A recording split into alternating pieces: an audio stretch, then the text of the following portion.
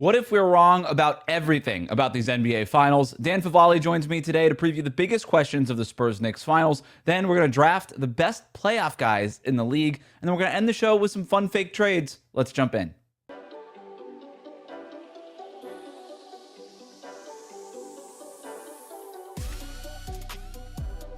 Okay, Dan Favale is here. You know him from Bleacher Report and the Hardwood Knocks podcast. Got a bunch of stuff to cover. We've got a playoff guys draft that's coming up. Also some fake trades. But before we do that, I want to start with a what if we're wrong finals preview, Dan. And so what we're going to do is look at this through the lens of both of these teams and then ask some of the other bigger questions that we could be wrong about.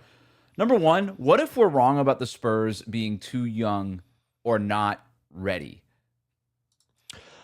Aren't we kind of already wrong since they made it this far? What would have to happen in the finals for them to look like, they just get swept and then they needed their finals lumps. It wasn't just their playoff lumps. But I think that's what it would. I think that's what it is. And if they lose, that might just be the narrative coming out of it anyway, even if that's not totally fair. Yeah, that, or if the Knicks lose, the Knicks being frauds. Those feel the two certified narratives that will come out of regardless of who wins or loses. Right. I think the player I look towards the most when you talk about, are the Spurs too young or inexperienced, is just Dylan Harper. I know he was dealing with the ankle thing for the middle part of the Western Conference Finals. Looked pretty good in Game 7, though. But that's the rookie and he just has this gall about him that I think typifies the rest of the team. Victor Wembanyama, all these guys have played in huge games, but Victor Wembanyama being Victor Wembanyama, Steph Castle, even at least going through the season last year, just Dylan Harper being able to defend whoever, really put pressure on the basket and give them some, the way that De'Aaron Fox is moving right now, Dylan Harper is easily their best just driving downhill guy in general. So just seeing him rise up to the moment so many times during the regular season, but even throughout the playoffs, is just, all right, that might be the real harbinger of, if you're worried about inexperience, or maybe even looking to Carter Bryant coming in and having some pretty atrocious stretches sometimes, but then also, he was just able to play Shai Gilgeous-Alexander straight up and be fine. Or he was able to hit a corner three, or he was able to get to the rim and get that dunk. I think we're already wrong, but if you look at I think Dylan Harper, again, just specifically being the rookie, being such a major part of this team in the way that he's played, that's kind of that'll be the bellwether. If he's playing well in the finals, it's okay. Yeah, we were really wrong about this. Yeah, this is a little bit of a hyperbolic sort of question, right? But like I said, it would be the narrative if we come out of this. Dylan Harper's a good place to start. The one thing that really just sort of counteracts being young is just being really big and strong. And Dylan Harper is just so big and so strong. Now, his youth could play a factor. I am a little worried about Stephon Castle, right? This is a guy who obviously had really big college moments. He's not a rookie, but he's young. And the turnover issues were a real problem for him in some of these games, especially against the Thunder. And against the Knicks, I could see that maybe becoming an issue. If we're going to zoom out and just sort of make this case for the Spurs in this series, it's also Victor Wembanyama, right? We kind of have to start there. One of the things that was really striking to me in that series against the Thunder, right? The Thunder are this cool, calm, and collected team, right? Too cool for school, not worried about going down in Game 6. Maybe they should have been because they end up losing Game 7 at home. And the Spurs are just so emotional, right? Everything's got hot sauce on it. Everything is just so you've got Wemby crying at the end of Game 7. They are the antithesis of the Thunder in so many ways. And I think in that series, it helped them, right? It kind of gave them that jetpack fuel that they needed to get through that series. But there's got to be another side of that, doesn't it? When you ride that high emotionally, I do wonder if on this stage in the NBA Finals, and look, that Thunder's series was really intense, but I wonder if there's another shoe to drop with that, and if they start to look a little bit greener than they looked even against the Thunder. Yeah, I guess the instance would be if there's whether it's Game 1 or Game 2, and it's double overtime or it's getting to crunch time, and if you lose a heartbreaker, how do you respond to that? I mean, they responded quite well in the Western Conference Finals on multiple occasions, but we've also seen, Devin Vassell, him getting in Chet Holmgren's face during the Western Conference Finals, all great theater. Steph Castle getting frustrated a few times. Does that ever get the best of them till they're now you're okay? Are they devolving on the defensive end, or are they, getting flagrants? Are they being called for techs? Are they just giving the Knicks easy points or getting them to the line more than they should be? I don't worry about it too much just because I feel like what happened in the Western Conference Finals is basically as intense as it could get. But are Yeah. you also just emotionally exhausted from that to where maybe you can't even get up as high as you're talking about that emotion being sort of this identifying factor of the Spurs? Are you just so exhausted, even with a few days off in between? Like that series took everything we had out of us. Dylan Harper wasn't 100. De'Aaron Fox wasn't 100. Wemby was just clearly the way that they have to run his minute pattern seems very smart to keep him fresh. But is he just exhausted after having to play so many minutes this deep into the season? So yeah, there might be something to that for sure. Let's make the case for the Spurs, kind of getting away from that broader question. When you look at the Spurs, is it just the case for them winning the finals? Is it just Wemby? Where else does your mind go? I think it immediately goes towards they have a bunch of these dynamic ball handlers where if it's Dylan Harper, De'Aaron Fox, even Steph Castle and Devin Vassell a little bit. If all of those guys are healthy and you're just able to get downhill against a Knicks team that is not needed to face any squad that has even remotely as many potential on-ball weapons, in addition to needing to plan around Victor Wembanyama, I think that's the other thing. Other than I mean, like Wemby's just this unsolvable thing. There's no. I know people are talking about like, oh, OG Anunoby might be the Wemby stopper. There is no Wemby stopper. There's just no such thing. So that's what my mind immediately goes toward is San Antonio's offense, which can, they have their highs and lows. They're going to need to make some threes to continue to open up the floor and those driving lanes. And I think a lot will be predicated on, well, how is De'Aaron Fox moving? He comes back from that high ankle sprain. He attempted 4 mid-range shots in the half court from the moment he came back. That's not, I know it's the Thunder defense, but like that's not like De'Aaron Fox is, I've got the jiggle and jog, like I'm going to get to my spots in there. His rim percentage plummeted as well. I think he only shot 50% at the rim in the half court for coming back from that injury. But if he's able to get downhill and at least moving, and I don't even know if he needs to cook from the mid-range so much as get to those spots, you know what Dylan Harper and Steph Castle are going to be able to do, especially Castle when it comes to eating up space, bullying guys on drives. I don't know. The Knicks defense has been really good this year, but I don't know if they're as equipped to handle that in addition to, well, we need to plan around Wemby, whether it's quote unquote sacrificing our best defender in OG Anunoby, or is it we're hoping to get away with Karl Anthony Towns on him for a bulk of the game? Yeah, I think they could. I think they'll start with Towns on Wemby and then go to OG on him situationally and depending on when the lineups are. And like, especially if Cat's on the court and then the Spurs bring in Keldon Johnson, or I don't know if they'll dust off Harrison Barnes more for this series, but when you start bringing in those non-shooters, I think then they'll start to hide Cat on those guys and then move OG onto Wemby maybe in those situations. But I think we'll see like a balance of both of those guys on Wembanyama, which is probably the only way to really do it. I think I'll be interested to see like in the first 12 minutes of this game, really in the first like 5 minutes of this game, of game one, does Wemby try to make a couple of threes early in this game? Because that's kind of a Wemby staple now is he'll start these games trying to make threes just to see if he's got it. It kind of feels like he's like, all right, is this going to be a night where I'm going 4 of 8 from 3-point range? Or is this going to be more of a, I'll take 3 of them over the course of the game just to respect them, but I don't really expect any of these to go in unless, of course, they're like from half court at the buzzer at halftime or something like that. But I think we'll see a little bit of that. And then if Wemby's able to space Cat and then maybe OG in other situations out, that opens up the floor for De'Aaron Fox and Dylan Harper. And in the Spurs' best moments in the regular season games, that was what it was. It was like Wemby inverting the floor and then just all of those San Antonio guards getting downhill against that Knicks defense. And then obviously you deal with like, okay, there's a lot of pressure on a guy like Jalen Brunson to operate and defend in space a little bit. Like they're going to test that.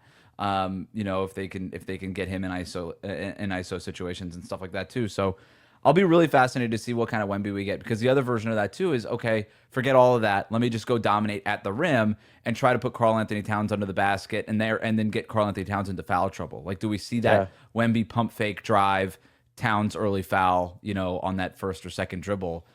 That I think is going to be another push point, I think, for San Antonio is, can we get Cat into foul trouble? But I don't even know if that's a good thing, because then you have Mitchell Robinson potentially playing now. I know he's dealing with this pinky injury, but like, the Mitchell Robinson part of this could be a big X factor too. But I want to put a pin in Mitchell. I didn't mean to go there yet. But I think the other thing that the other guy is Stephon Castle. I think he's going to start on Cat defensively, and then we'll see them switch that Cat Brunson action so that Castle could switch from Cat to Brunson. And if he's doing that defensively, I think that's a really crazy Swiss Army knife for them to have. Yeah, and I think for most of the season, that felt like one of the Knicks' offensive foils is putting a small on Cat, but they've gotten better at either Mhm. forcing switches back away from the ball, or if you're just going to run Cat as a playmaker at the top of the floor, you have to be careful about how you're getting him the ball because of just how rangy Steph Castle is and just the Spurs defense can be in general. But him being able to see over the top of Steph Castle and make those passes as other guys are cutting or they're freeing up Jalen Brunson away from the ball, that's something I think San Antonio would need to consider. But I would agree with you that at least to start, um, it wouldn't surprise me to see like to go lean on the Castle versus Towns matchup. But what do you do if they're just going to steer clear of that 2-man action? Do you count that as a win? Are you just putting Castle from Jalen Brunson right off the bat? So I think this is going to be an excellent chess match series in part because both of these coaches, and at this point, it's all the coaches will try things, but like these are two of the teams that I think have made like some of the most adaptations. The Knicks being Yeah. one of the biggest, where it was after Game 3 in Atlanta, Karl Towns asked to be the playmaking hub, and Mike Brown is sure after Game 85. Like just making that change was a pretty big deal. So if that's what the Spurs do and it ends up working, I'll be interested to see how the Knicks try and adjust to that. Yeah, the other thing the San Antonio did was for most of the regular season meetings, they still were starting Harrison Barnes. And it's really since, they had that one game in March where Champagny was starting, but they've just taken off with that lineup ever since. And now like the Champagny element just adds a little bit something different because without Barnes now in the starting lineup, they used to hide Cat on Barnes. I don't think you can't hide Cat on Champagny. Now they might just do it anyway and just say like if the guy makes 8 3-pointers again, like so be it. But that's another big thing. I'm glad you brought up the Cat thing. When was the last? I was trying to think of the last time we saw a team just make this dramatic of a change this late in the game that turned into a finals run. This was a 3 seed. Like it's not crazy that they're in the finals, but like they also weren't nearly this dominant in the regular season because if they were, they would have been the 1 seed in the East. For them to make that change to Cat as the hub and to have everybody running off of it and to do it when they did it, the closest thing I could think of is when the Heat turned Chris Bosh into a 5 in the 2012 playoffs. And that was really just kind of circumstantial, but it was a little bit similar, I guess, to the Knicks where they were down 0-2 to the Hawks, but whatever. And that was the last, and that like obviously turned into 2 straight championships and then another finals after that, and kind of turned into like the signature of that team. I'm kind of wondering if this is going to have like a similar effect on the Knicks.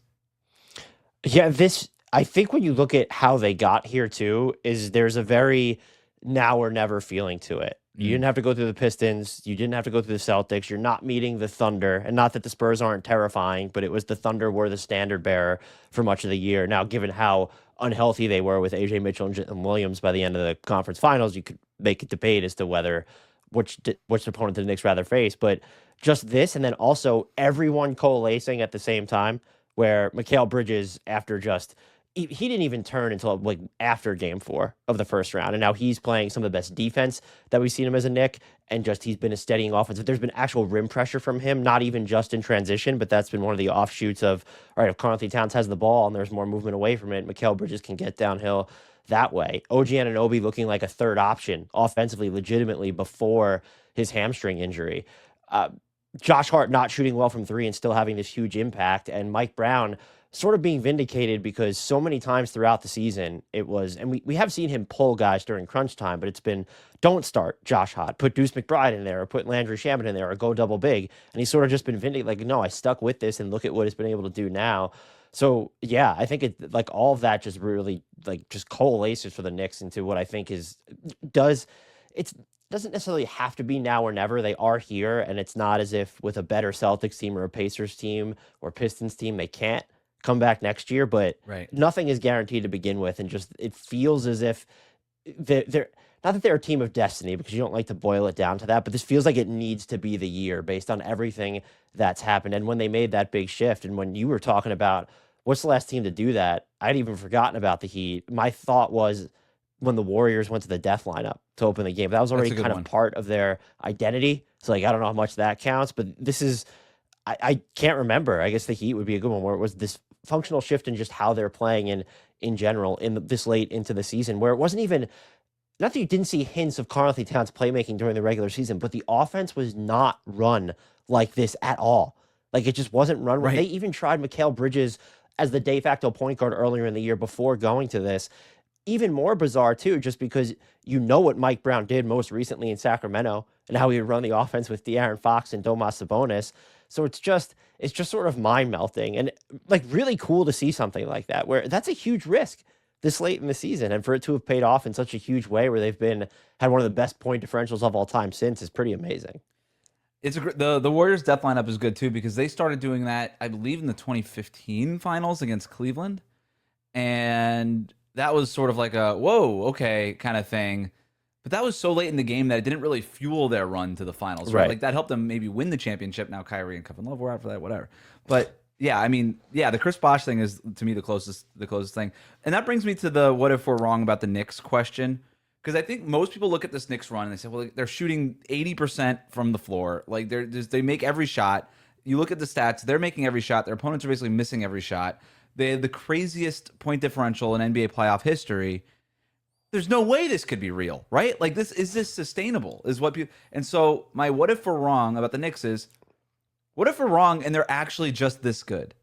Because to the point we were just making, the change that they've made to their offense not only has dramatically helped their offense now, where they're playing beautiful game basketball offensively, it's also helped them defensively in a way that Towns is just much more engaged defensively, because I think he just feels so much more ownership over the team now that the ball's in his hands on offense a whole lot more. He's not sidelined in the corner as much. You're getting such an engaged version of Towns on both ends. It's also saving Jalen Brunson quite a bit defensively, right? Where he doesn't have to work so much offensively. That he's not a great defensive player, but he's also not trying defensively either, right? Like he's able to give a little bit more effort because he's got a little bit more energy. And you've seen both sides of the court kind of raise up for the Knicks offensively and defensively. So what if we're wrong about the Knicks? What if they're just this freaking good? There has to be a chance that they're this good, right? And where it's you can't expect a huge blowout every single game, or can they erase a 22-point deficit in the fourth quarter?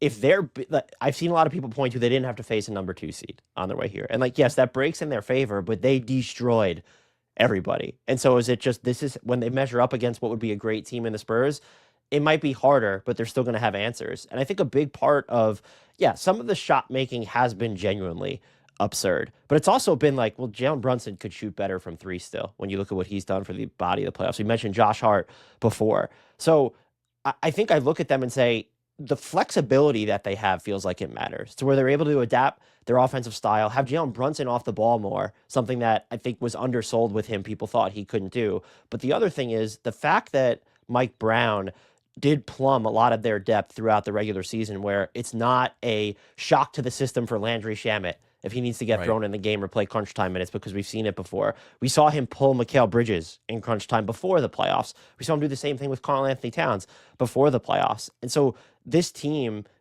part of what contributed to them being so inconsistent in the regular season, and maybe what's paying off for them now, is that they know how to respond when they're experimenting or forced to make these adjustments.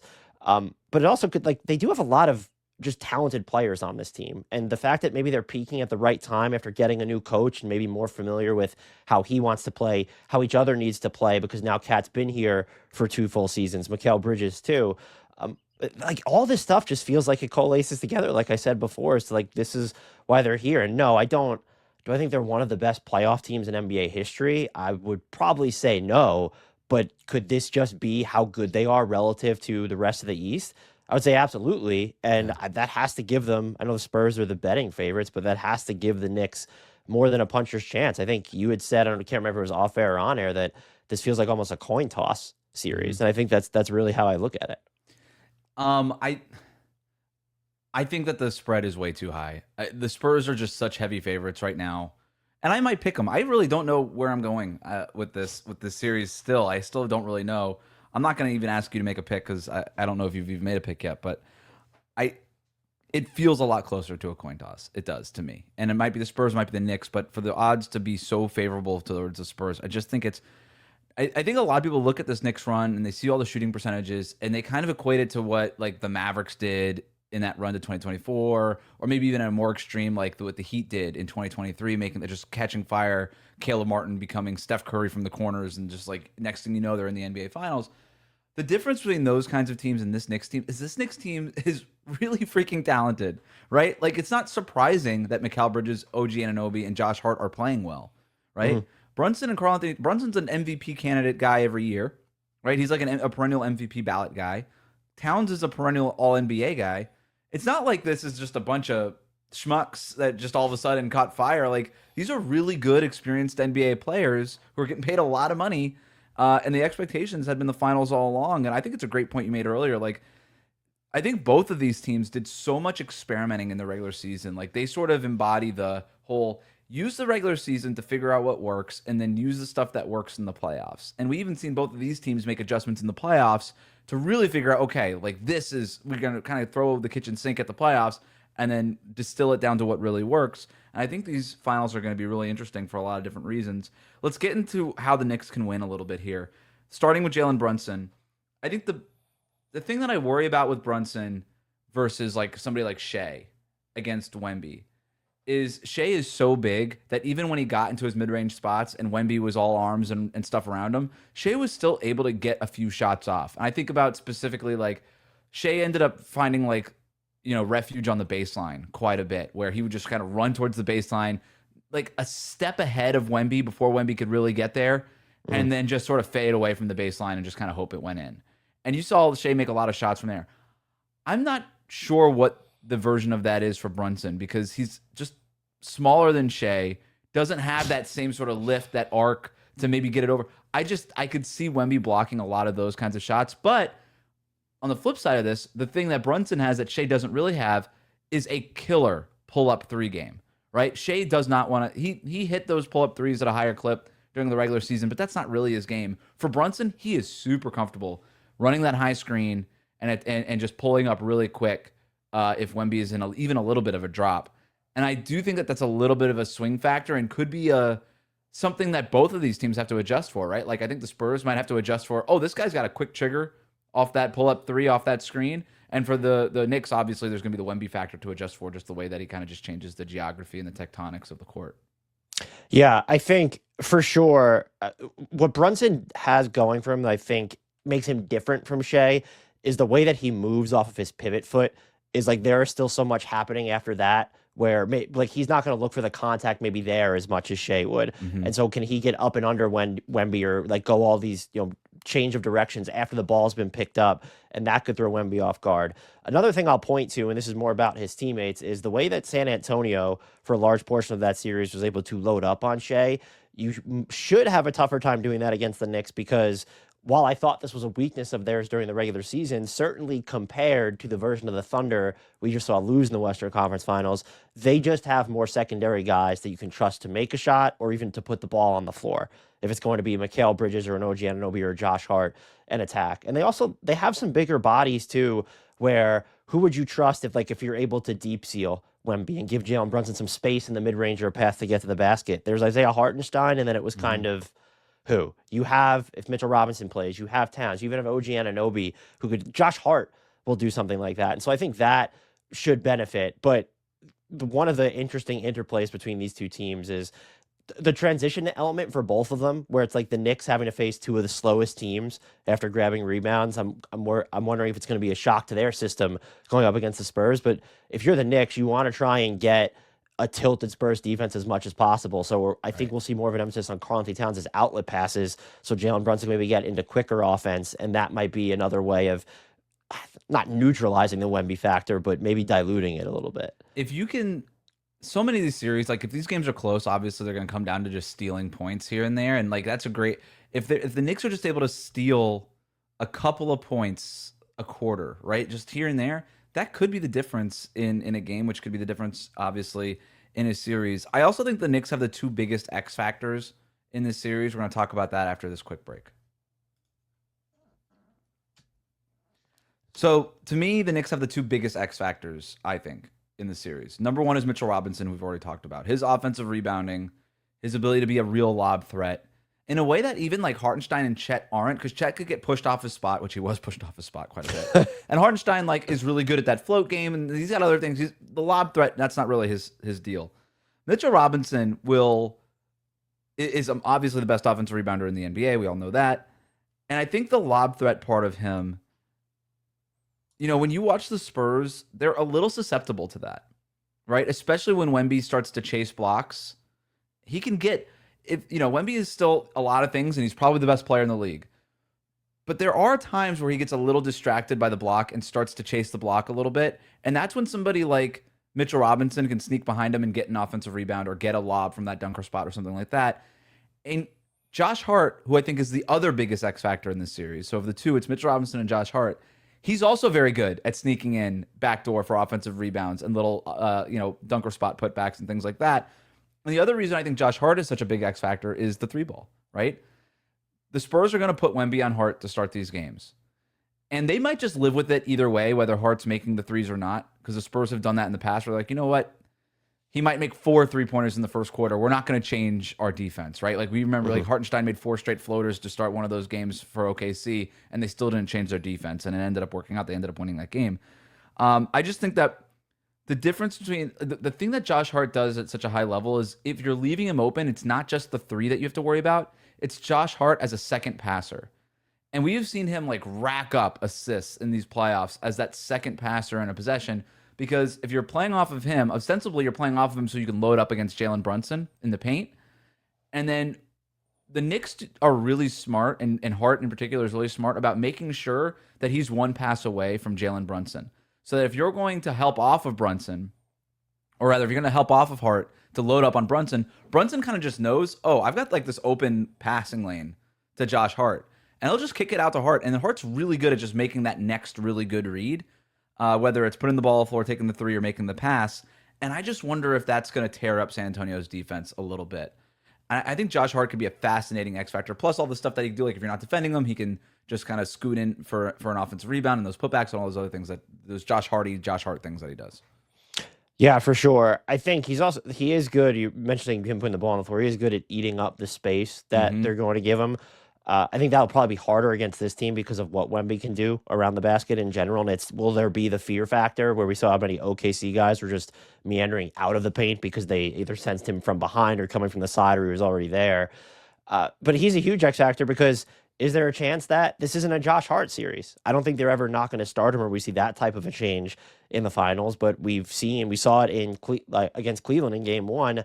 You're down 22 and you insert Landry Shamet for him. She could play a truer 5-out lineup. And then what do the defensive matchups become? If it's Shamet, if it's Deuce McBride, how do the Spurs go about defending the Knicks then themselves? How the Knicks match up defensively? So that's another reason why he's an X factor is it feels like he could basically shape who's on the court for crunch time or who are these most effective lineups for both teams.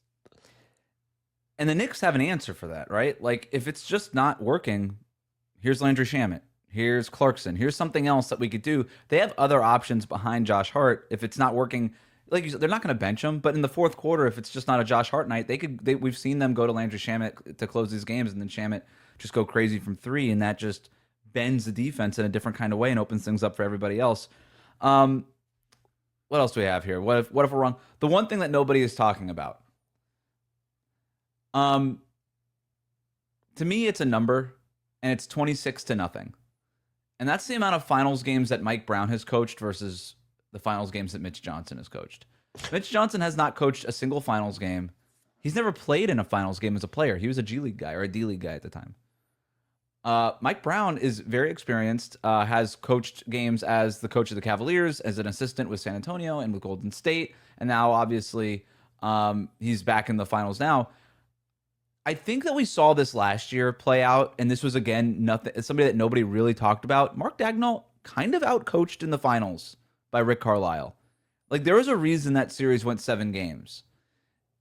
And I just wonder if we might see something similar with Mitch Johnson here, where Mike Brown just comes in and just a little bit more experience, especially in those opening couple of nights in San Antonio. And I think it's going to be a factor. I don't know if it's a factor that's going to swing the series, but there's going to be moments in this series where we look at it and be like, oh, yeah, that's right. Mike Brown, very experienced as a head coach. Mitch Johnson is new to all of this. Yeah, I think that's fair. I struggle to just get on board with it because we watched him go up against the reigning champs in the conference finals and they won 2 games to come out of that series, including game 7 on the road. But could there be something to it ended up working out for them, but I remember thinking in the latter half of Game 7, why is Keldon Johnson on the floor over Julian Champagnie right now? Is there a chance he sticks with that too much and it doesn't work out? Is there a chance that the Luke Cornett minutes aren't going so well that he doesn't want to downsize, either because Mitchell Robinson's on the floor or he doesn't like the idea of what if the Knicks downsize and we don't want to see OG at the 5 and what that looks like? So it's certainly a possibility. I think Mike Brown has also had kind of those, like every coach is probably so rooted in their beliefs and their tenets. Like we've seen Mike Brown stick with things too long as well. So I guess that experience will certainly matter. But after the series the Spurs just went through, I wonder if the margin or the chances of that happening are at least a lot slimmer than they were. The thing I was going to go to is, and we alluded to this at the top, where a lot of the conversation seems to be, well, why wouldn't the Knicks just put OG Anunoby on Victor Wembanyama? And I think we're going to see it because we have to see it. But what you mentioned, them shifting from Harrison Barnes to Champagnie in the starting lineup, that's already, if you're putting OG Anunoby on Victor Wembanyama, are you putting Brunson on one of the wings then? Are you putting Karl-Anthony Towns on one of the guards? Because if you can't put Brunson on Champagnie, like that's going to change your whole defensive makeup. But now maybe, I don't think they're going to feel this way, but are you emboldened to have the trickle-down effect of, well, if we have to put Towns on Champagnie, we think Brunson can handle Fox or Vassell. Maybe. So that's going to be an interesting subplot for those minutes when OG Anunoby actually is, or possessions he actually is on Victor Wembanyama. The other thing that's somewhat related to that too is what's going on with Mitchell Robinson. If he's not going to play, or even if he's available and not effective, because the injury on his shooting hand doesn't matter because he can't shoot even when he's does at the not foul shoot line. anyway. And it turns out he can't shoot free throw. Maybe it's still the opposite effect where now he becomes an amazing free throw shooter. But what does it look like when he's attempting to box out? Is there a sensitivity there, or trying to grab offensive rebounds? So what if he just isn't as effective? What are you doing in those non-cap minutes? You're going to OG Anunoby at the 5. And so that ostensibly then means, well, now we're going to have more minutes when OG's on the court and Wemby's not. So Wemby might have some stretches where he's on the court without OG Anunoby. And how do the Knicks react to that? And do the Spurs counter by, because the Luke Cornett minutes in the Thunder series were far from great for a lot of that series. And so are they going to go? What happens if they decide to downsize? So I think there's a lot of just like the OG Anunoby discourse of like, he's the Wemby stopper, the closest thing the league has to one. Debatable for sure, but you can't just say, let's put OG on Victor Wembanyama without there being consequences for the rest of your team. And again, some of the lineups you're going to run when Wembanyama is catching one of his breathers throughout the game. It's a great call, and it's why I kind of said we'll probably see a mix of it, right? And it'll just depend on what the personnel is out there on the court, whether OG is going to guard Wemby or not. And so then those trickle-down effects. Two guys that also could be involved here. Carter Bryant basically did not play in the regular season meetings between these two teams, has played more in the playoffs. Very much of a roller coaster ride for Carter Bryant in these playoffs. I do think we'll see him in this series. Tyler Kolek, who did play against San Antonio in the regular season, didn't really play in these playoffs a whole lot. I'll be curious to see if they need his ball handling in this series, and I think it's just all going to be matchup dependent, obviously. The Mitchell Robinson pinky injury is huge here. I think another area to watch is basically the 50-yard line. Like right at half court, I think you're going to see both of these teams apply a lot of pressure at half court. We saw this in the regular season, San Antonio applying a ton of pressure on Jalen Brunson up high. And like they don't always, they typically would stay home against Brunson and just kind of funnel everything to Wemby or Cornett, depending on who's on the court. By the way, I do wonder if we see a little bit more Wemby plus Cornett, especially if the Knicks go to Cat plus Robinson lineups, because that's something that Mitch Robinson has not wanted to do. But, when Jalen Brunson was up high, they felt a lot better actually sending two to him and trapping him or just showing even a little bit off those screens. And then on the flip side, I think you're going to see the Knicks try to test San Antonio's young guards and say, bring it up the court. Like, do it against OG Anunoby. I think we'll see OG on Castle.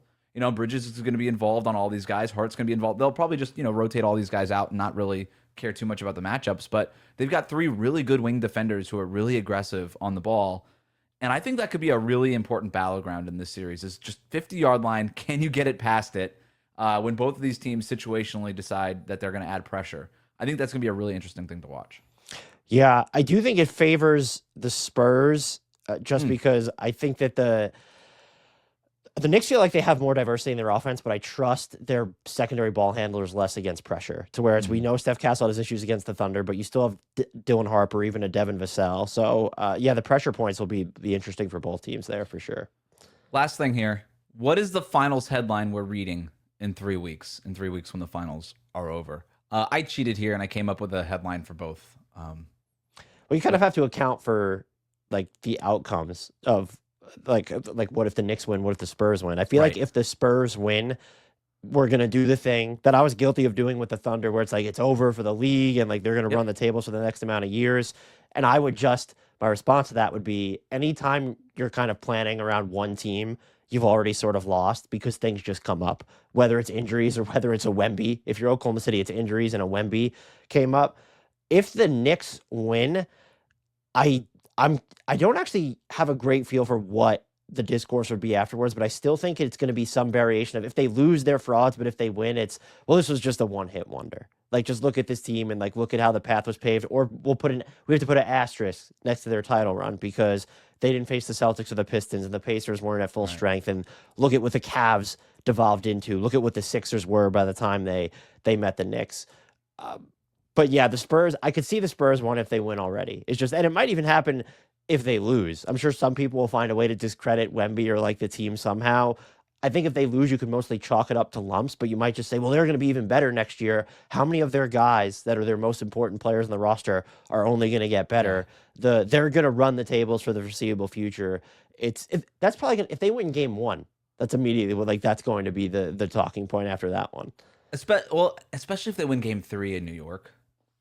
Right? Like it's like, oh, we're just done here.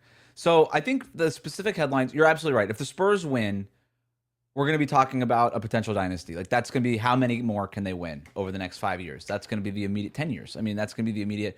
It does not feel like that's the case if the Knicks win, right? To your point earlier, it kind of just feels like this is the window, which I don't think is fair. Right? Like the Knicks are good. They're not old. Like they could be back in the finals next year and the year after that, no problem. But, or it wouldn't be, not no problem, but it wouldn't be surprising. So look, I think in terms of the headlines, it'll all just lean into the alien stuff. I think it's just like I can already picture like the New York alien landing, the Wemby era begins if the Spurs win, right? Like they're just gonna lean into that. I do think if the Knicks win, they could almost position it that way also, where it's like the Knicks saved the league from Wemby, or at least for another year. Delayed it, yeah. Yeah, like delayed. So that's literally what I have is delayed. New York saves the NBA from the Wemby takeover. Like that's the headline.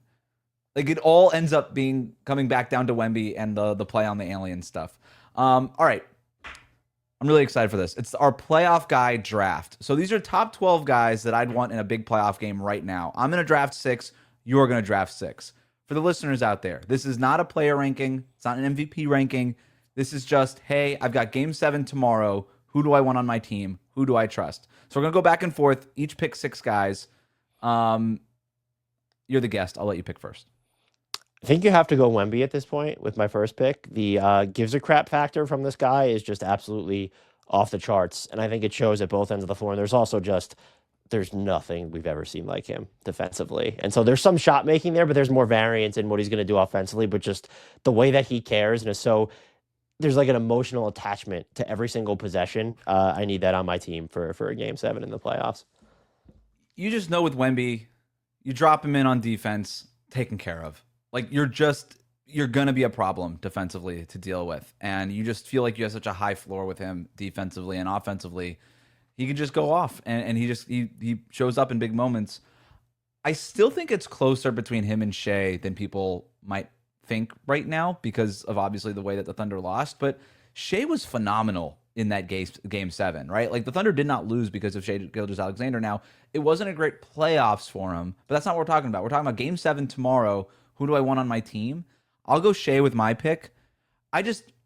You need to score points. I know that Shea can score against any defense. I mean, he scored 30 against the San Antonio defense. So I just feel if I'm trying to think of the one scorer that I want, that I need offensively, I think I'm just still going with Shea, despite the fact that, the Thunder flamed out and we're just sort of low on them right now. So I'll go Shea with my number 1 pick. So you take Wemby, I take Shea. Who's your next pick? I'm going to go with someone who, when healthy, to me is just a playoffs riser. Anthony Edwards, the engagement that he's going to show at both ends of the floor when it's the playoffs, and we even saw like some of the moments he was able to have while playing on 1.5 knees for much of this postseason. That's just the level of shot making in the clutch that you can get from him. Can still the decision making out of double teams, or does he want to be a facilitator? That's a pretty huge question mark, but that's something we'll look to address when we make the rest of the picks for this roster. He's just like that. He kind of has the reputation that Donovan Mitchell did earlier in his career as like this playoffs riser, but he's gotten to peaks that Donovan Mitchell just didn't, like from a team perspective of the consecutive Western Conference Finals appearances. Are you building like a starting five? Are you building a team? I thought that's what we were doing. If not, I just wanted to, we didn't really discuss that. Yeah, that's what I'm going to do too here, because that's why we have 6 each, is we have basically a starting 5 and a 6-man. Okay.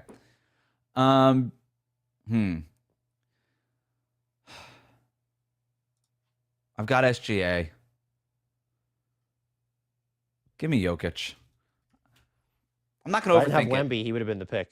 He's the discourse on Jokic is just wild to me. How ready we are to just unseat what was he's not even a top 2 player anymore because there was a knee injury and he didn't look the same afterwards. You don't get the benefit of the doubt at all anymore. It's insane to me.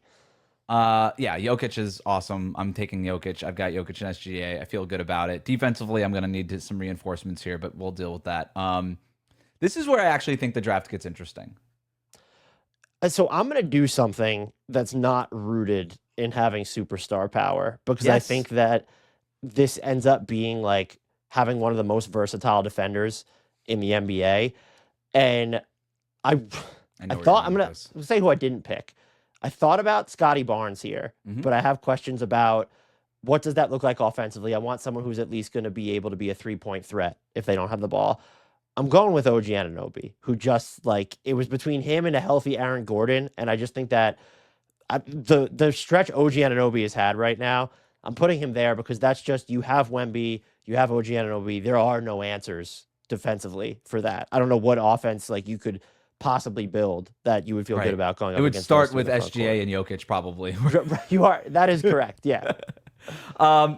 It's so funny that you were like Anunoby or Aaron Gordon, because literally in my notes I have Anunoby / Aaron Gordon on one line on my big board that I kind of put together here. Because you're right, that's great. You need that kind of defender, that specific guy who could play the 4, a little bit of the 5 for you, defend multiple positions.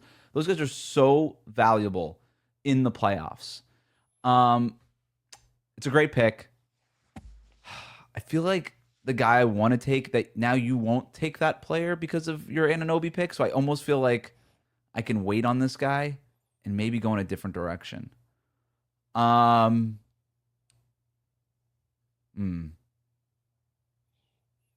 I'm not going to overthink it. Give me Alex Caruso. Oh, that's a good one. Give me Caruso. Like this, you can't go superstar. Like, I'm not saying Caruso is the best player left in the league after Wemby and SGA, Jokic, and Anunoby, apparently. But I know that Caruso is built for these moments. He was awesome in the Western Conference Finals. He finds a way to make threes when you need him to make them. Defensively, he's such a weapon. That's sort of my version of the Anunoby pick. Give me Caruso. That's a great pick. Man, this is insanely hard now. I need to go with, I want the second creator to pair with Anthony Edwards. I'm trying to think of who would be ideal for that. You can go in any direction because your defense is so strong right now. I know. I was really thinking about a healthy Jalen Williams, but I'm wondering if we need someone who's going to be more of an accomplished passer. I don't know if this just feels, could this be a Jalen Brunson spot? I don't want a Donovan Mitchell there. That's for sure. I don't want someone too ball dominant like a Luka. This is tough. So I'm just going to go with, I think he's a little older. Because of what I have defensively, I'm going Steph Curry here. Interesting. That's the guy who's going to be able to play off the ball, but gives me enough ball handling if we don't trust Anthony Edwards to maybe handle some of the facilitation duties. But just the pressure, him flying around, and we have the defense and the size to just insulate him. When he was healthy, he was probably a top 15 player this year anyway. So I'm gonna go with Mr. Steph Curry. It's a good pick. He was not even on my board. I did think about him, But you're right. Like with your roster, he makes sense. But like in a vacuum, I'm like, is Steph even really? This might sound like crazy, but I'm like, is he even that guy anymore? Like as good as he was in that first playing game, he was really bad in that second playing game. It's just so on and off with him at this stage of his career that I just like you need the right team to insulate him, and I think you have that. This might be stupid, but I'm gonna go Giannis.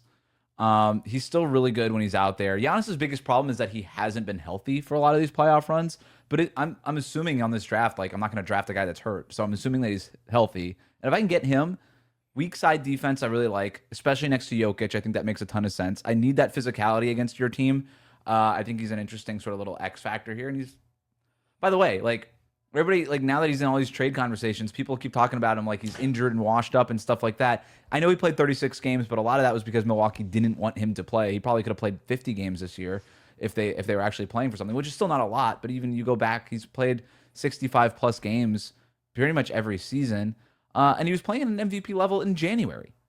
Like that wasn't that long ago. So give me Giannis. I feel good about having him on my team. I mean, that's Giannis. That's a great pick. Yeah, so you have Giannis, Jokic, Shea, and Caruso. I'm just going MVPs and Caruso. I probably need someone who's more of just like a just shut down perimeter defender. Do I trust? I kind of know who I might want to go with, but then do I trust the spacing? Yeah, I mean, I got 4 out right now. I don't know. This lineup's going to look so wonky if I go with it. I'm going to go with. All right, screw it. I am going to take Scotty Barnes anyway. And we'll go with the OG Anunoby, Scotty Barnes, Wemby front court. And then I have different options to whether it's going to be Scotty or Anthony Edwards there that we could throw at Shea. I should have done a better job of drafting my team in response to how your team was shaking out. That's not something I gave enough consideration to like pick number 5, which is an issue. I like your team. I'm going LeBron. I need to beat you. You have crazy athletes on this team. I'm looking at a lineup of Wemby, Anunoby, Scotty Barnes, and then I've got Steph just out there being Steph, making me worry on a possession-to-possession basis. They'd probably guard each other at this point now too, right? It'd be Steph or LeBron. They probably would. I'm not winning this by matching you physically or athletically. I'm winning this with guile and basketball IQ and smarts. I've got Jokic. I got Caruso. You know, SGA with his little wiggle and getting to the line. Giannis getting to the line 10 times a game. And then I've got that ultimate LeBron basketball IQ. He's gonna figure out if you have a weakness in your scheme, LeBron will find it and he'll exploit it. And so will Jokic. So I'm going LeBron. I don't even know how my starting 5 looks. Is it SGA, Caruso, LeBron at the 3, Giannis at the 4, and Jokic at the 5? I'm fine with that. I mean, it's an insane team. That's a lot of. So Giannis, Jokic, LeBron gives you a ton of size, and Caruso can just defend 5s, even with his size. Yeah, and I mean Shea is great size for his position. What style is that team playing? Giannis looking to get out, rampage in transition, and like Jokic like trying to throw outlet passes, but also looking to slow it down. I'd be interested to see what Shea looks like playing alongside someone like Jokic, where you're gonna need to see him do way more away from the ball. And I've got LeBron now playing like that LeBron old man Unk LeBron game where he was playing next to Luka. Like that's the version of LeBron that I have where, you know, he's calling out the plays, but he's doing it while standing in the corner. Is kind of my LeBron thing. Yeah, we can play all kinds of ways. You know, we can get up and down or we can slow it down. We feel good about our versatility. So I need to go with a sixth man. You know what? I'm going to take Jalen Brunson. That's the clutch shot-making element to where you said if Steph's high and low, I have the team that's talented enough to where it's if Jalen Brunson needs to play in crunch time and Steph needs to watch, or if we need to if we go super small and we need to pull a Scotty just because the OG Scotty front court isn't working, I'll take Brunson just as like the it factor in crunch time. And as small as he is, offensively, he's pretty close to matchup proof. I will point this out before I make my last pick. None of us are going to pick Jimmy Butler. Playoff Jimmy. The playoff Jimmy era is over. Didn't pick playoff P either. That's rough stuff. I think I need one more versatile defender just in case you figure something out here that breaks me. I need a guard 5. You know, Scotty Barnes would have been great for this spot, but you took him. Give me Bam. Oh, give me Bam. He can guard all 5 positions. Awesome defender. Has played in 2 NBA Finals. Gold medalist in the Olympics. Has experience playing with LeBron against guys like Jokic and SGA and Giannis in these big moments. So, yeah, give me Bam. I feel good about him coming off the bench as just sort of he could play the 4, the 5 for me. Could just kind of give me a little bit more teeth defensively if I feel like I need it. I think if you were to build too, you're going up against Wemby. If we were to rank the top 5 of just who are the defenders you want on your team for that matchup, I think Bam is there. I think OG is there. I think Aaron Gordon's probably there. I think is Scotty there. Scotty might be there. I would like to see it a little bit more. I was thinking about this the other day after like all the Chet stuff. I kind of think Bam is just the second best defender in the league again. He doesn't have the same highs as somebody like Chet or even like an Evan Mobley did when Mobley was winning Defensive Player of the Year. He could just defend everybody credibly. Like he has the versatility to switch and do the things and get out on the perimeter the way that Chet and Scotty Barnes and all these guys can.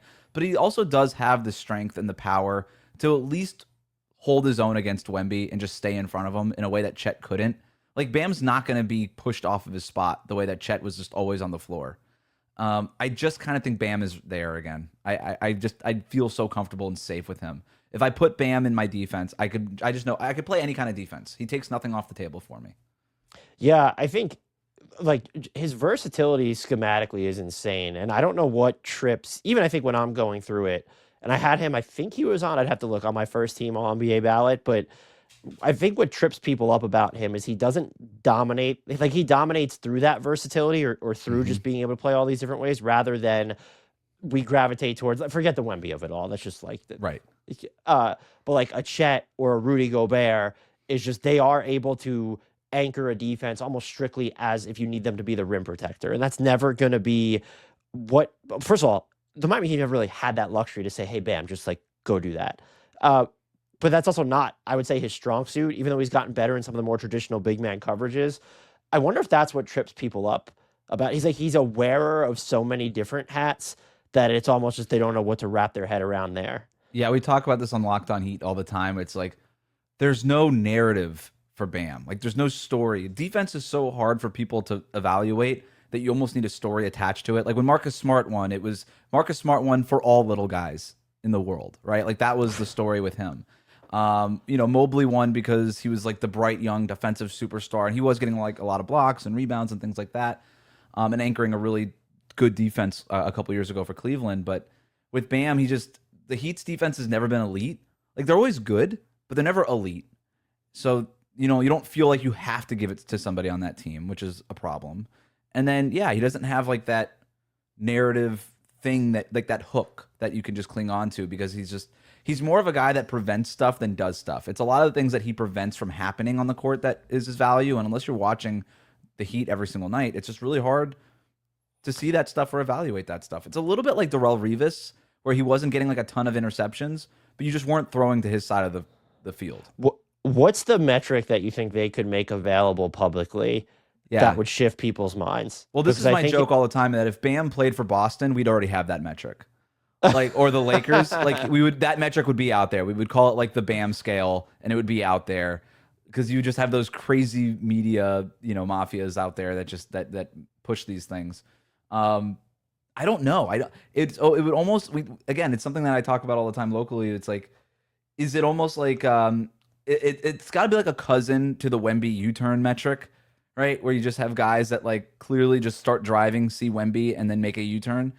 Is it just hey, we threw the ball to Bam's side of the court. Bam made a step in the right direction, made one right call out or a switch, and then like the ball swung back. So it would be like instead of like a U-turn, it would be like a ball swing. Right? What's the percentage of the players that defer when Bam is just without taking a certain amount of dribbles? Like before they take 2 dribbles. There's also the switching stuff too, or just guarding against smalls. Like if we had more data publicly available on that, I think that would also. Because one of the things that still is tattooed to my memory, I'm not sure if it was I think it was this past offseason where he received, and I know there's not a ton of people voting, but he got like 1 vote in the Athletic poll for the league's most versatile defender. Yeah. Or whatever it was. Do you remember that? Yes, of course. We did a whole show on it. If nothing else, like that's what he is. Like, if you don't want to call him the defensive player of the year, like he's certainly one of the 3 most versatile defenders in the NBA. So that puzzled me because that feels like the thing that even if you don't watch the Heat religiously, it's, well, like Bam can at least do bits of everything. And so to see that he wasn't prominently featured in something like that, it was mind melting to me. Yeah. If you don't think he's dominant in any one thing, fine. He is certainly very good at all of the things, and that is sort of the definition of versatility. So it hurts that the Heat have not been good also the last few years. That definitely hurts his case. It's not his fault necessarily, but that's where it is. One more quick break, and then 3 fake trades that would break NBA Twitter. Okay, so here's the idea. We put together 3 fake trades that I think would break NBA Twitter, and there's only 3 rules. Number 1 has to be financially possible, so we're not going to, it's going to be possible. It's got to make both fan bases furious, and it does have to at least pass the Shams tweet test. Like, in a way that even, like, we didn't think that the Luka trade passed the Shams tweet test because we all thought Shams got hacked. Like, so it's got to at least pass of, like, oh, if I see this on the breaking news Twitter, like, I don't think that somebody just got hacked, but it is crazy enough that it would break NBA Twitter. So I came up with a couple. Did you come up with one? Yeah, I do. I have one. I have a couple. I thought we only needed a couple with one, but I probably have a couple. I could. So I came up with 2. I wanted to have 3 for some reason because I thought it sounded better. I asked you to only do 1, so don't worry about it. But I'll go first, then you go, and then I'll get to my last one. Detroit gets Jamal Murray, and Denver gets Isaiah Stewart, Duncan Robinson, Ron Holland, and a first-round pick, and then Karis LeVert gets rerouted to a third team to make the money work. So we got the Pistons adding Jamal Murray to Jalen Duren and Cade Cunningham, and the Nuggets getting rid of their second-best player and leaning into depth. They get Duncan Robinson, who I love the idea of him running off of ball screens with Jokic passing to him. Ron Holland is that lengthy, athletic defender that they've been looking for, and Isaiah Stewart, who can play with or behind Jokic, and they get a first-round pick. That's the trade. So they end up with a first-round pick, Stewart and Holland as the return. Who else was in there for them? Did you say it was Duncan? Yeah. Who'd probably be pretty good against Jokic. Yeah, Duncan would be great in that offense. That's a man. I would just be concerned as who is Denver's secondary ball handler in that scenario outside of Jokic. And to trade Murray, the contract isn't great, so I understand why Detroit wouldn't give him up. But to trade Murray and then not to Detroit not get Asar Thompson is like that's the type of infusion of athleticism the Nuggets absolutely need. So, like, I thought, because one of the rules was it has to piss off both fan bases, right? That so should should that piss off Detroit? Like, what is they just don't want Murray's deal when they're about to pay Duren and have Cade? Now we're gonna go all in on Cade, Murray, Duren. We're basically spending $170 million a year on these 3 guys. Is this really the 3 guys? I feel like Detroit fans would be like, that's a lot for Jamal Murray. Yeah, I think that would definitely. You're right. That probably would piss off both fan bases. I think it would start. Well, actually, man, Nuggets fans on Murray sometimes seem ready like they would trade him for nothing. Though that's the other thing. Right. But to your point, like you're not getting the 1-for-1 Murray replacement here, right? Like you're not getting that, but you are loading up on depth and you're getting an asset that you can move somewhere down the line. Maybe there's like another deal where Denver gets a ball handler. They trade. They can reroute Duncan Robinson, or they use this first-round pick and something else to go get another guy. But yeah, that's the trade. I thought it would be fascinating also to just sort of break this down for both teams. Like, does this mean that Detroit is now the best team in the Eastern Conference because they just added Jamal Murray? What does this mean for Denver? Are they actually better or worse? Was this a money-saving move by a kind of a Nuggets ownership group that has not been willing to pay guys in the past, or do they actually think that this is helpful for them? Like, I think this would definitely break NBA Twitter. Yeah, I think it would for sure. I have 2 I'm choosing between. It feels like 3-teamers are harder to recite, but let's go with this. We can do both of yours, so go ahead. All right, well, let's go with the 3-teamer because then it'll be easy. If it becomes confusing, the second one will be good. So, all right, here we go. The Blazers, this is rooted in that they were apparently interested in him. I don't necessarily agree, but I'm basing it off that. The Blazers get Anthony Davis. The Wizards get Jalen Williams, J-Dub, Scoot Henderson, the number 12 pick. That's coming from Oklahoma City. And they get Denver's 2029 first-round pick. That is coming from Oklahoma City. I have 2 seconds in here, but those are immaterial. The Thunder get Jeremy Grant and the number 1 pick. Wow. This is great. So Jeremy Grant as a bridge solution to losing J-Dub. They don't actually save. The money for them is like almost a net neutral because of how much the number one pick makes when you're looking at OKC. Right. So you're still in financial hell. The idea would probably be, his deal is shorter, so it's going to come off the books like 3 years before J-Dubs would. Right. But I think the thought would be, can we move him elsewhere? Like I probably could have baked in a third team is, can you get him to Brooklyn or Chicago that'd be willing to just take on that money? But well, you can even maybe trade Jeremy Grant and the number one pick to move down to Chicago at number 4 if you wanted, or something like that. Like you can even just put Grant into Chicago. But who do you have them taking number 1? Because obviously you wanted them getting the number 1 pick here. Oh, I would go with AJ Dubin if that's. So now you got Dubin going to Oklahoma City. That would break NBA Twitter. Yes, you're right. Right. So that was part of the calculus here. So that would break NBA Twitter. No, I don't think, and it would piss off every fan base. It would literally not just the fan bases, every fan base in the NBA. So congratulations, including, I don't even think Thunder fans would be super happy about this. They'd be like, "What are we going to do with Dubin? We've already got." We got Shea on the ball. What's the message it just sends to like the team that like this Right. is how concerned we want the cost control number 1 pick over this person who was the second most important player for most of the year to a title team in 2025. So and then it's, and if Thunder fans are going to trade anybody of the core, they'd be like, it kind of feels like some of them are ready to trade Chet, but like, wait, so no, you traded the other one. We liked Jalen Williams. So that'd be the ultimate. Just we're trying to like stay cheaper. Casey Wallace about to get paid. It doesn't save you immediate money though. This is more of a long. So like we're still looking at a $500 million roster basically, right? Factor in luxury taxes afterwards. But you could draft. It's also Boozer. trading the number 1 pick now in the. I mean, it was always, don't get me wrong, a bold move. But with lottery reform coming to where it's going to be harder than ever to like ever get back there, or not ensure, but have the possibility of, because you can't have the number 1 pick again the following season.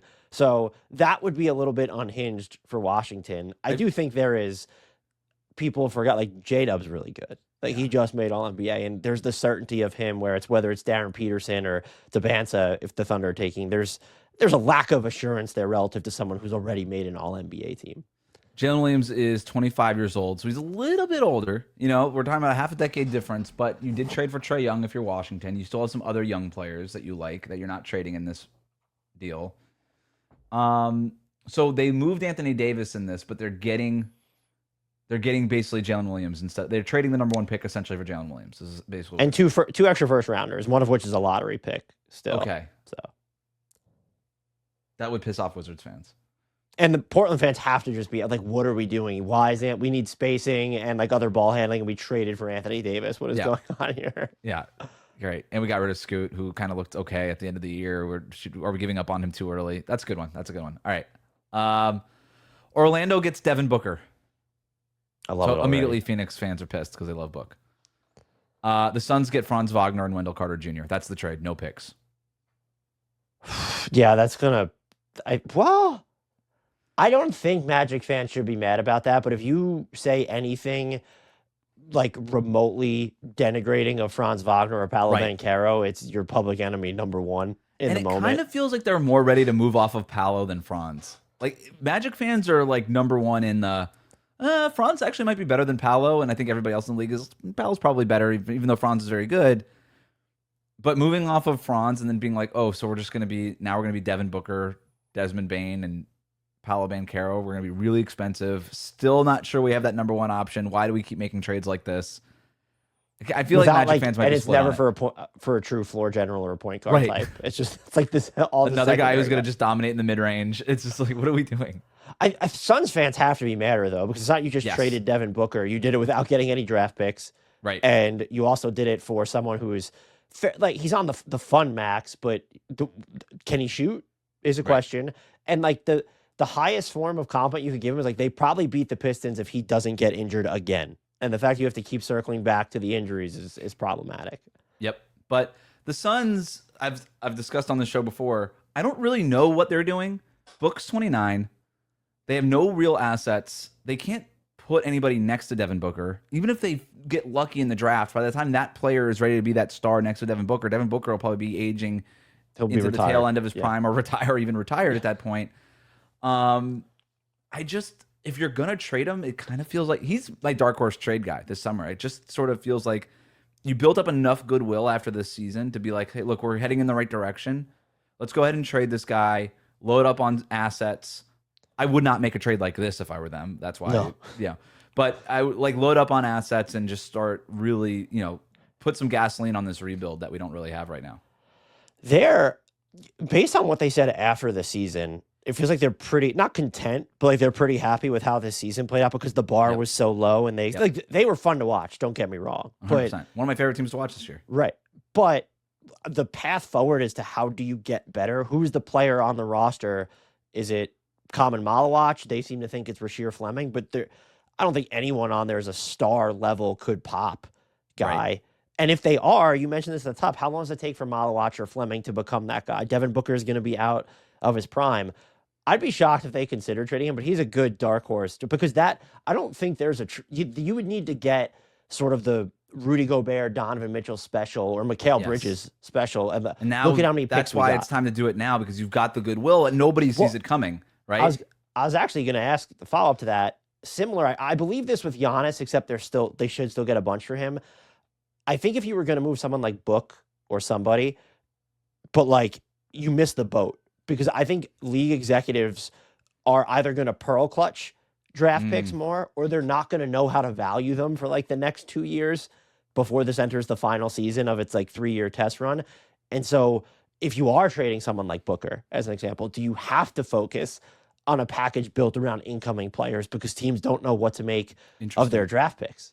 It's a great call. Like that's why I keep calling this Giannis trade just such an interesting test case because it might just set the market for these kinds of trades. It wouldn't surprise me if we saw fewer picks involved in a Giannis trade than people even think, and for Booker, I think it would be a similar kind of deal. All right, your last one. So this one is simpler to understand, and so it involves the Clippers. So I want to preface is that Bogdan Bogdanovic can be involved if it needs to or not, depending on their cap situation. But as of right now, this is legal based off their cap projections.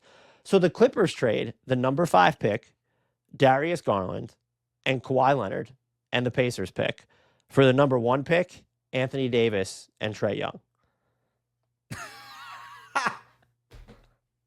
This is great. I pulled this one from behind the Hardwood Knocks paywall on a Patreon episode we did because we did these like trades for the number 1 pick that get increasingly unhinged, basically, and this was just my final one. There's so much money. I think I would say no, probably as both teams because it's so much for the Clippers to give up, but in what's considered a 4 or even 3 player draft, you're at number 5. It's cool that you got that pick for Ivica Zubac, but it's also kind of like, damn it. Like we're the 1 pick away.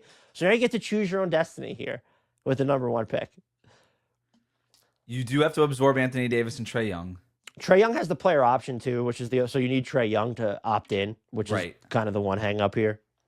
So you're dealing with like a promise from the Clippers, right? Or you could do it might make because the Wizards are saving $15 million as part of this deal. If he opted out and you did a sign and trade, because he's not going to be impacted by base share compensation. So you could do something like that as well. That's true. That's great. So you got the Clippers like, hey, bring Anthony Davis back to LA. That's kind of fun. Yeah. Now you get to play the Lakers, 4 times a year.